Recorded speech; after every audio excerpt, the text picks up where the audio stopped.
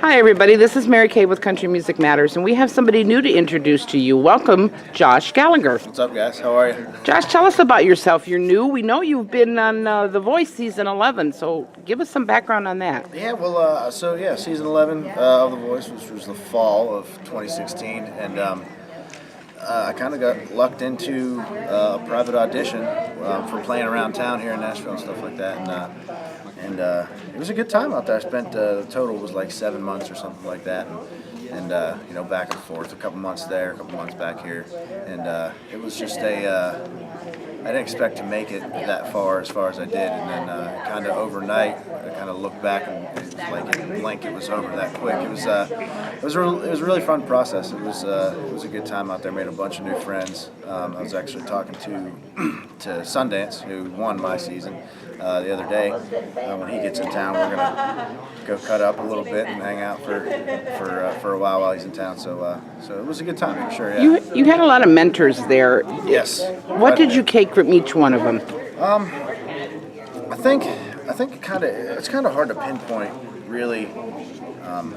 One thing from each of them. There was so much knowledge that they told us, and I think the one thing that I took from each one of them.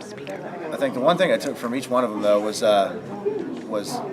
don't be afraid to be original and be yourself, because there's going to be people out there that will say this or will say that, but it's the people that follow you for the rest of your career that are gonna really support you and make who you are. So I think originality, and to me, is the biggest thing that I took from them for sure. Well, I know Garth Brooks seemed to be one of your biggest fans. Yeah, How was that for you? He was a good dude.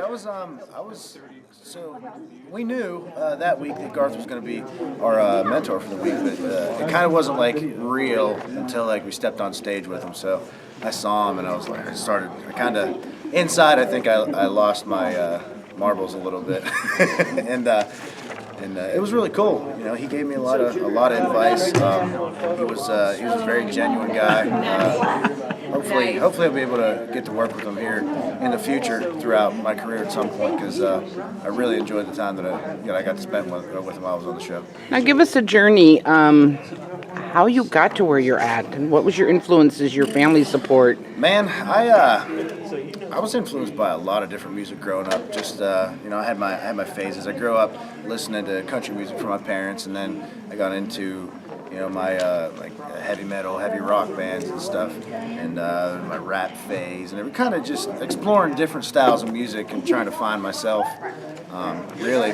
And I started playing guitar when I was 10 years old, and it kind of just stemmed from there, and kind of didn't really ever look back. I never knew that I was going to do music for a living until about probably 2012, but I always had music around me, and I was always playing my guitar and singing and stuff like that.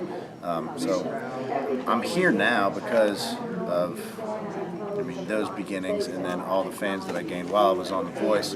I literally couldn't have been on that show and went as far as I did without everybody physically voting every single week. So I take, I say it's because of them, really, that I'm here where I'm at right now. Now, you've opened for a lot of big acts like Leanne Womack, Randy Houser, and more. Like, what do you take away from them, just watching them and how they conduct themselves on the stage with their fans, their crew? Yeah. Well, so I watch each individual show and whoever I'm opening for, and I kind of just really just study and see how they, everything from their production side of everything to the live actual show, and how they run their set list and how they do transitions from song to song. And I kind of take away little pieces of everybody's show that I do watch and kind of apply it to us, because we're still a growing act, and we're going to continue to grow and grow and grow. You can always get better. So the stuff that we're doing now, if we open up for whoever, we'll just eventually get better from the little things that we take from the people that we open for. I was actually I got to talk with Eric Pasley earlier. I opened for him up in Buffalo about 4 years ago, so it was cool to catch up with him. So now, where does your band come from? Like, where do your other players come from? People you've known, or? No, I've known them for years. I've been here in Nashville for about 4 years, so I kind of have from playing down on Broadway, I have a pretty good catalog of players in my phone and my contacts and stuff. So they're all from here now, living here, but they're from Virginia, Kansas City, Utah. I mean, they're from all over the place. Our bass player is actually from Pennsylvania, which is where I'm from, and so we all come from all over the place, really. Now, your new single, "How About You," was #1 4 out of the 5 weeks on CMT Music 12-pack countdown. How was that? Oh, it was great. Yeah, it was awesome. We were very grateful enough to get in contact with Leslie Fram over at CMT to be able to get that video on there. And I met with her right when I got off the show to talk over a few things and see if she would be interested in helping out through whatever. And being Leslie being who she is, she jumped right on and kind of offered anything that she could help. So when we released the song, the video, we sent it over to her and she loved it. Took it to their meeting and then she told me it was going to be on the 12-pack countdown. I told all my fans, and debut, boom.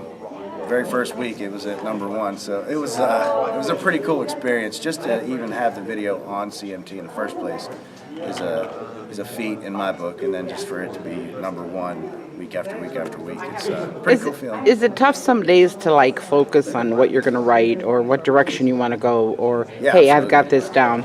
Yeah, it's some days are easier than others. That's just I think that's in any business that you're in, but songwriting is it's a different breed. It's a little different bird. You kind of you kind of go into a write some days with a really good idea, or you get with the writers beforehand that you're writing with that day and say, hey, what do you think about this? Let's stew on this idea or something like that. And then there's writes where you'll go in and you won't have anything. But my favorite writes are those writes, because it seems to me that when you go into a room, at least with us, when you go into a room and you don't really know what you're going to write, a lot of times it comes out with a really good song, something you didn't even think that you would ever go in and do. So it's definitely a different thing. Did you ever have a path kind of set, connections made when you came here, and what are some of the roadblocks that you kind of hit when you got here? Well, first of all, I moved here, and I kind of had an idea that I'm going to try to play music somehow. I didn't really know if I was going to have to work a full-time job and play music, kind of balance that, and so that was a feat and a roadblock to try to figure out there too, because I didn't know. I come into this thing blind, and I didn't have any connections down here. I didn't know anybody. The only person I knew was my cousin, and she was in and out of town so much, going on the road with different people and stuff like that.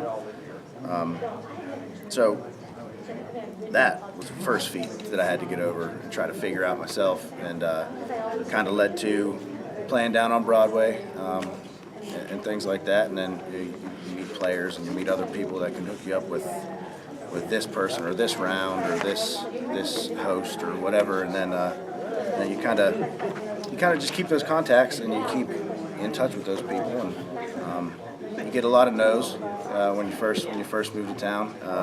You still get a lot of no's probably throughout your whole career, but it just takes that one yes sometimes. So hopefully we can keep the train rolling how it's going.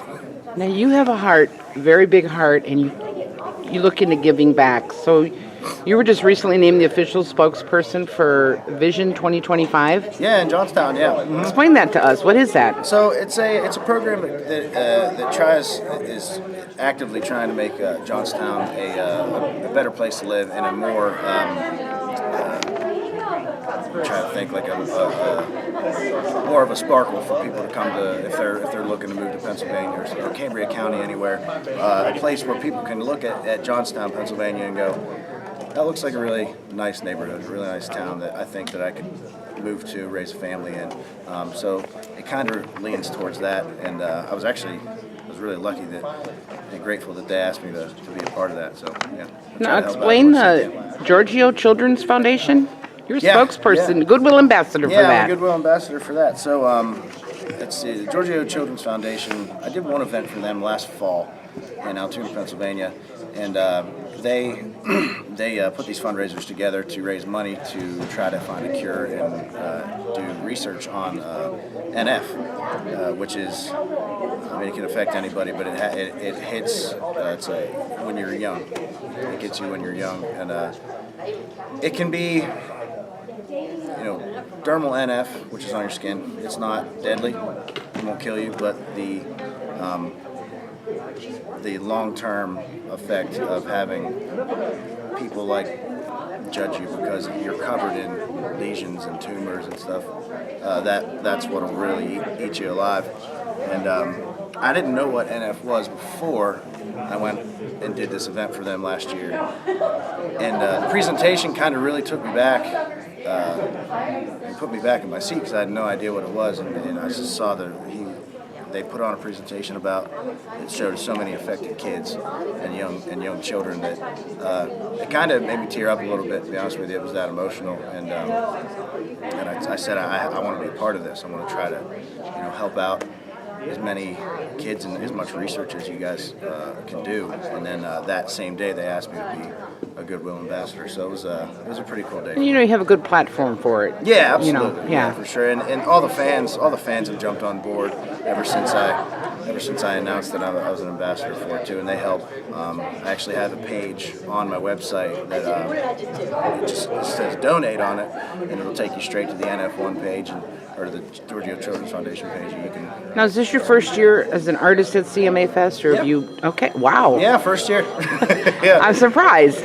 Yeah, first year as an artist playing the CMA stage and things like that, being a part of the official CMA thing. Now you've been here as a fan. I've been here as a fan, and playing around town every week whenever it comes around and stuff like that. But as far as official CMA thing, this is my first time.